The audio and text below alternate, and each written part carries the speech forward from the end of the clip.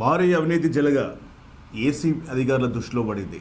మొత్తానికి నిన్న హనంకొండలోని కేఎల్ నగర్లో కాలనీలో ఉన్నటువంటి ఎంఆర్ఓ రజని నివాసం పైన ఒకే సమయంలో 5 బృందాలుగా విడిపోయి అటు ఆమె బంధువులపైన తర్వాత ఆమె ఇంట్లో సోదాలు నిర్వహించడంతో విస్తుపోయే విధంగా మరి అధికారులకు నోట్ల కట్టలు తర్వాత పలు సంబంధించిన కీలక పత్రాలు స్వాధీనం చేసుకున్నారు అధికారులు. సో మొత్తానికి రజనీ వ్యవహారం గతంలో కూడా పలు ఆరోపణలు వచ్చినప్పటికీ కూడా కొంతకాలంగా కన్నీసి ఉంచినటువంటి అధికారులు ఒక్కసారి సంబంధించిన తనిఖీలు నిర్వహించి ఆకస్మికంగా తనిఖీలు నిర్వహించి మొత్తానికైతే అరెస్ట్ చేసి అటు ఏసీబీ కోర్టులో హాజరుపరిచి కటకటాల్లోకి నెట్టారు. రజనీ కాదు, ఎంఆర్ఓలు దాదాపుగా కూడా పైసలు లేనిదే పనిచేసే పరిస్థితి లేదు. ఇచ్చేవాళ్ళు కూడా ఏం చేస్తారంటే ఈ కార్యాలయం చుట్టూ తిరుగుడేందుకు మేము ఎంతో కొంత ఇచ్చి పని చేయించుకుంటాము, పని చేసుకొని వెళ్ళిపోతాము, మాది పెంచుకుంటే సరిపోతారు కూడా విసుగు చెందినటువంటి కొందరు ఈరోజు ఏసీబీ అధికారులకు ఆమె సంబంధించినటువంటి కీలక ఆధారాలు ఇవ్వడంతో మొత్తానికైతే పట్టుబడింది.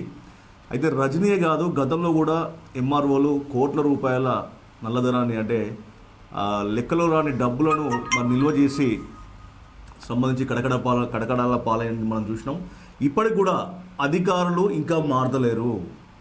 ఎంతమంది లోపలికి పోయినా జైలు పాలైనా సాక్షాత్తు ఎంఆర్ఓ పైన పెట్రోల్ దాడి కూడా జరిగింది గతంలో.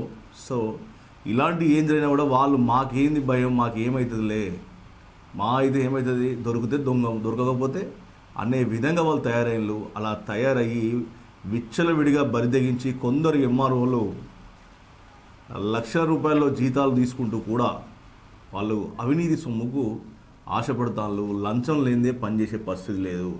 ఎన్ని సినిమాలు, ఎన్ని షార్ట్ ఫిల్మ్, ఎన్ని డాక్యుమెంటరీలు నిర్మించినా కూడా వాళ్ళు మమ్మల్ని కాదు.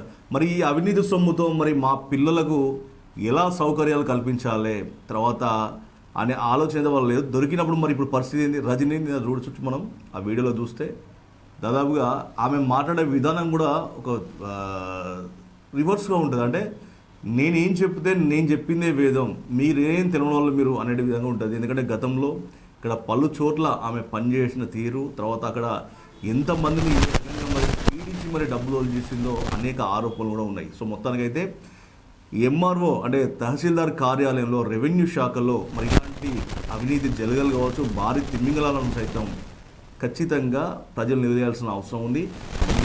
కనుక లంచం ఇవ్వని చెప్పి డిమాండ్ చేస్తే మీరు ఏసీబీ అధికారులను ఆశ్రయించవచ్చు. లేదు అక్కడ దాకా వెళ్ళలేకపోతున్నాం, మా యొక్క వివరాలు బయటికి రావద్దు అని చెప్పి అనుకుంటే అందరికీ 143079 మరి మీ దగ్గర కూడా మీ సమస్య సంబంధించి మీరు నిజాయితీగా ఉండి మీకు పని కనుక అంటే మీరు పూర్తి స్థాయిలో ఎలిజిబుల్ అయితే మాత్రం ఏ ప్రభుత్వ అధికారికి డబ్బులు పనిచేసుకోవాల్సిన అవసరం లేదు. వాళ్ళు మీకు ప్రభుత్వానికి సంబంధించినటువంటి ఖచ్చితంగా మీకు పని ఇన్ టైంలో కాదు కూడదు చేయమంటే ఖచ్చితంగా అందరి టీవీ దృష్టికి మీరు తీసుకురావాలని కోరుకుంటున్నాను.